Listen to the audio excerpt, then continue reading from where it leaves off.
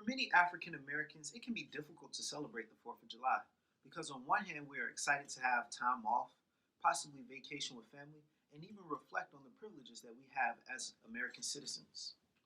But on the other hand, Independence Day reminds us of the various ways that we are and have been oppressed for hundreds of years on end.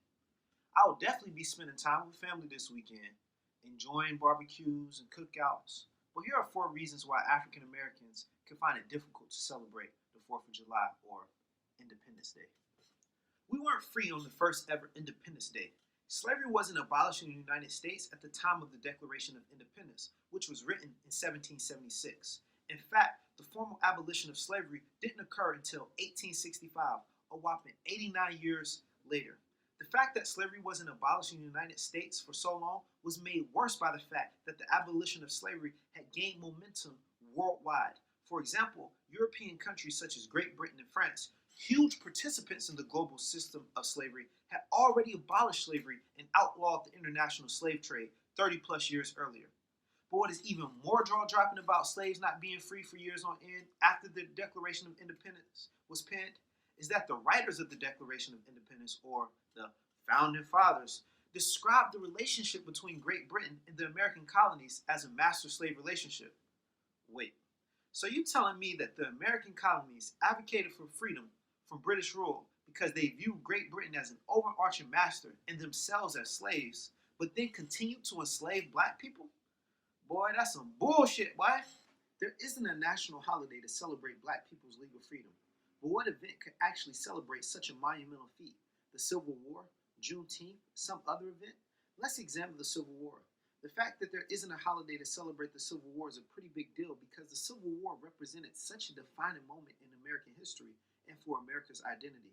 Historians such as David Blight have considered it the Second American Revolution because it played such a pivotal role in determining politically fuzzy issues such as the emancipation of slaves, whether black people would be offered citizenship, voter suffrage, and various other murky issues. Let's put it like this. The North and the South were in an ideological, political, and economic battle that almost ended in a divorce and a splitting of the United States. But let me be clear. Even though there isn't a holiday to celebrate the Civil War, that doesn't mean that people did not celebrate the Union's victory over the Confederate South and that they didn't mourn all the lives that were lost during the Civil War. In actuality, Memorial Day, which was first called Decoration Day, was originally celebrated by black people in Charleston, South Carolina, to commemorate the extraordinary victory that the North had won in determining the direction of the United States in general and black people's freedom in particular. However, as Memorial Day became more popular over time and the U.S. found itself embattled in various other wars such as World War I, World War II, and the Vietnam War, and many others, the holiday began to commemorate all American military personnel who died in U.S. wars. But celebrating the Civil War alongside all other American wars can be argued as not properly commemorating the Second American Revolution and the disproportionate impact it has had on U.S. domestic politics and the freedom of black people. Lastly, let's talk about Juneteenth.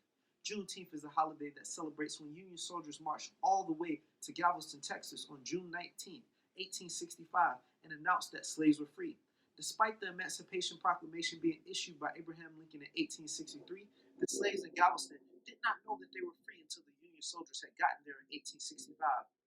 Starting in 1866, African American communities in Texas began celebrating Juneteenth, and celebrations have since spread throughout the United States with varying levels of prominence. Let me be clear about something though. Just because your favorite retailer has Juneteenth discounts, that doesn't make Juneteenth a national holiday, nor does retail discounts properly celebrate its significance. The United States and Confederate flags have racist underpinnings. Very often you can see Confederate flags flying aside American flags, but especially on the 4th of July. This is largely viewed by leftist political leaning folks and the majority of black people as invoking the legacy of slavery because the entire political regime of the Confederacy was built on the continuation of slavery and slave labor. So it makes sense that black people typically have a bad taste in their mouth when they see celebrations of the Confederate flag in general, but especially on Independence Day. However, the real kicker is that celebrating the American flag as a banner of freedom can be and is seen as controversial in some corners because the American flag is associated with racially tinged rituals such as the Star Spangled Banner and the Pledge of Allegiance, and also because the U.S. often fails to live up to the symbolic meaning of the colors, at least for the African American community. I wish I could give you the long story, but the short story should suffice. In terms of the Star Spangled Banner, here is the short story. Francis Scott Key, the author of the Star Spangled Banner, was a conflicted defender of slavery on one hand and a proponent of white supremacist views on the other. When penning the Star Spangled Banner in 1812, he alluded to the ubiquity of slavery with these lyrics: "No refuge could save the hireling, enslaved from the terror of the fight or the gloom of the grave, and the Star-Spangled Banner in triumph doth wave over the land of the free and the home of the brave." You can see why organizations such as the local NAACP branches have advocated for the discontinuation of the national anthem. The short story for the Pledge of Allegiance is this. Francis Bellamy, the author of the Pledge of Allegiance, was a democratic socialist but did not advocate strongly for the rights of women or African Americans. When he revised drafts of the Pledge of Allegiance, he changed the language of equality and fraternity to liberty and justice so that he could appease superintendents who were opposed to granting young girls and African Americans equal status. And authors have documented his racist and xenophobic beliefs. He is quoted as writing, "Democracy like ours cannot afford to throw itself open to the world where every man is a lawmaker, every dull-witted or fanatical immigrant admitted to our citizenship is a bane to the Commonwealth." In other words, he did not mean liberty and justice for all, which were the lyrics that he penned. But enough about the Pledge of Allegiance. The most ironic thing about the American flag is the unrealized meaning of its colors. Despite official documentation and recognition, the meaning of the colors of the American flag are attributed to Charles Thompson, who was an early United States Secretary of the Continental Congress, and the symbolism of the colors date back to 1782. In a report to Congress, he said that white signifies purity and innocence, red hardiness and valor, and blue signifies vigilance, perseverance and justice. But African Americans know all too well that the terms purity, innocence, and justice could be far from the truth when it comes to the characteristics and values that the United States expresses to the African American community. The 4th of July is supposed to represent freedom. Freedom from an oppressive British regime, but also freedom for American citizens and residents to celebrate the fundamental tenets of life, liberty, and the pursuit of happiness. The problem with this ideal is that African Americans are constantly reminded that we are not free and that we have been structurally denied unequal access in our daily aspirations and our hopes of achieving this ideal. Although we have made tremendous strides in certain areas, we have not been free for hundreds of years and still aren't free. African Americans have brilliantly documented this fact in diverse ways. Nearly 200 years ago, Frederick Douglass gave one of his most powerful speeches titled, "What to the Slave is the 4th of July?" at an Independence Day celebration commemorating the signing of the Declaration of Independence.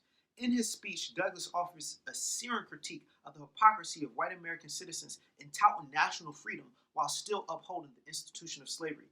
He asked the all-white audience, "Fellow citizens, pardon me, allow me to ask, why am I called upon to speak here today? What have I or those I represent to do with your national independence?" To be clear, the date of Douglass's speech was July 5th, 1852, sometime after he escaped from slavery, but 13 years before slavery was formally abolished for all slaves. The irony and audacity of white people to request that Frederick Douglass, a black man born into slavery, to speak on the occasion was beyond ridiculous. He knew all too well what it meant not to be free, and he did not let those white people tokenize him. But there is a long list of policies and phenomena that demonstrate that black people still aren't free. We don't have to go all the way back to 1852 to hear it from Frederick Douglass. I say all that to say, if you see some black people chilling, vibing, and having a good time on the 4th of July when we ain't repping the U.S. flag heavy, mind your business. We ain't apolitical. We are deeply aware and constantly reminded that our relationship to America and the United States is deeply complicated. Also, let's make Juneteenth a national holiday 2021. If you like this video, make sure to give it a thumbs up, share it with a friend, and subscribe to my channel. More content coming soon. Good energy, positive vibes, and normalized excellence. We out.